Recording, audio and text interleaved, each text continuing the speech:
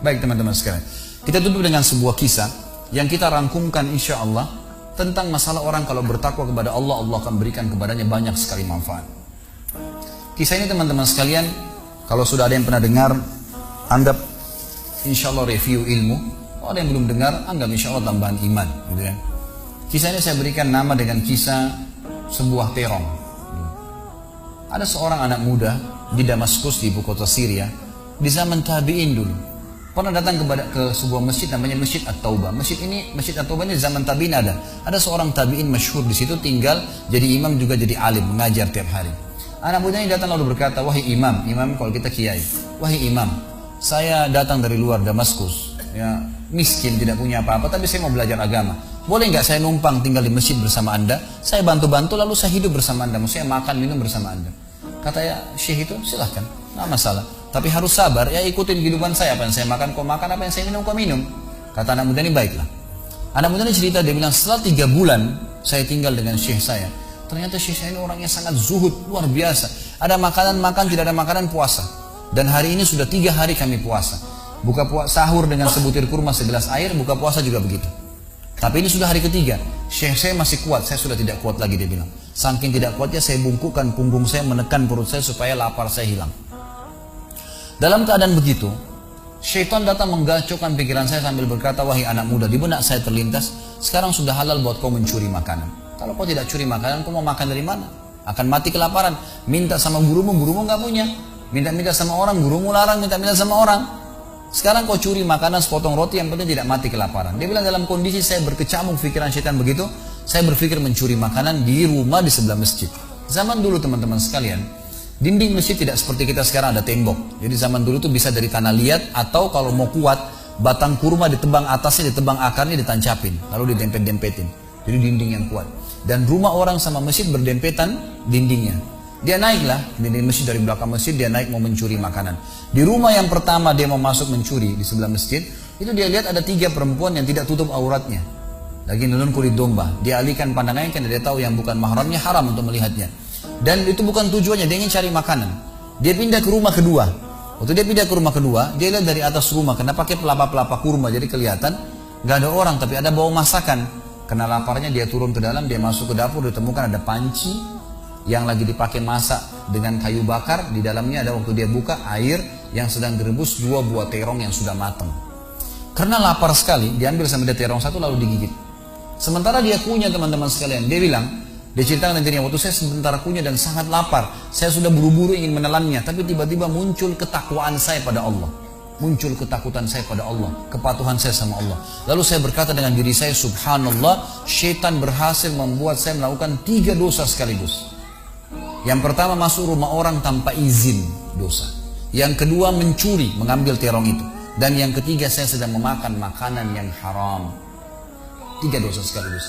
Maka dia bilang, tidak mungkin Allah membuat saya mati kelaparan karena meninggalkan yang haram. Karena Nabi Muhammad SAW sudah bersabda, man taraka sya'nin la abdalahu khairan min. Siapa yang meninggalkan sesuatu karena Allah, Allah akan gantikan yang lebih baik darinya. Lalu saya lempar gumpalan makanan terong itu ke lantai dapur tersebut, lalu saya kembali ke masjid. Dan masih ada pengajian, saya tidak bisa tangkap apa yang sedang dibahas karena laparnya. Waktu bubar pengajian, dia bilang, guru saya duduk di kursinya, saya pun duduk di tiang salat yang masjid. Ada satu orang tua di belakang masjid. Lalu masuklah seorang wanita dari pintu masjid bercadar, berbicara dengan guru saya sambil guru saya menundukkan pandangannya. Setelah itu guru saya mengangkat kepalanya lalu melihat ke arah saya dan memanggil, kesinilah muridku. Datanglah saya, kata anak muda ini. Lalu ditanya oleh guru saya, apa kau sudah menikah? Dijawab oleh muridnya, belum. Lalu ditanya 2 kali, apa kau ingin menikah? Dia tidak jawab. Apa kau ingin menikah? Tidak jawab. Sampai 3 kali, apa kau ingin menikah? Dia tidak jawab. Lalu kata anak muda ini, wahai imam, wahai syekh, ya guru saya setelah Allah subhanahu wa ta'ala, hidup saya bergantung pada anda. Apa yang anda makan, saya makan. Apa yang anda minum, saya minum.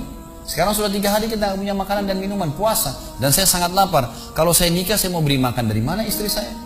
Lalu kata syekhnya, ini perempuan di sebelah saya yang bercadar baru selesai masa iddah meninggal suaminya 4 bulan 10 hari. Dan dia ditinggalkan harta yang cukup, dia masih muda, dia takut fitnah. Dia ingin saya carikan jodoh, saya anggap kamu cocok. Kamu mau? Dia bilang iya. Tanya perempuan, kamu mau? Dia bilang iya. Syekhnya keluarin kendi dari kamar, dikasihkan jadi mahar, panggil walinya perempuan, panggil 2 saksi, kalimat akad, selesai. Hitungan menit nih. Lalu kata syekhnya, pulanglah ke rumah istrimu. Saatnya sekarang kamu pulang, udah. Nanti kalau mau sholat, mau ibadah, silakan datang ke masjid. Sudah nggak perlu lagi numpang di masjid gitu. Pulanglah dia sama istrinya. Dia ceritain, Dia malu, saya jalan sama istri saya masih malu-malu, baru nikah. Dan ini kan memang hitungan menit nih. Ya, dia baru tadi kelaparan, tiba-tiba sekarang sudah nikah gitu. Dia bilang saya jalan. Keluar dari masjid, lewat di rumah pertama yang dia tadi manjat mencuri, mau mencuri, dia lewatin sama istrinya. Begitu masuk, tiba di depan pintu rumah kedua yang dia manjat, gitu kan, istrinya berhenti. Buka pintu rumah lalu berkata, masuklah suamiku, ini rumah kita. Rumah yang tadi dia mencuri nih. Maka dia pun bilang, saya masuk ke ruang tamu, saya melihat di atas, ini benar rumah tadi yang saya masuk mencuri. Istrinya bilang, wahai suamiku, tadi saya dengar Anda sudah 3 hari nggak makan, mau makan? Dia bilang, iya. Istrinya masuk ke dapur, ditemukan apa? Panci terbuka, terong yang sudah digigit. Ini kisah nyatanya.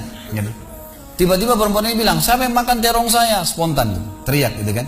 Pada saat dia teriak, maka si laki-laki ini mengucapkan kalimat begini. Ini dari saksi bahasan kita. Dia mengatakan, kesinilah istriku. Demi Allah begini ceritanya. Kronologisnya saya manjat, saya turun, saya lapar, saya makan. Dan demi Allah sebelum saya telan, karena saya takut sama Allah, saya lempar ke dapur, ke lantai dapurmu dan belum kering tuh. Gitu kan? Maka perempuan ini mengucapkan kalimat, saya berharap semua muslimah di belakang sana juga punya iman seperti ini.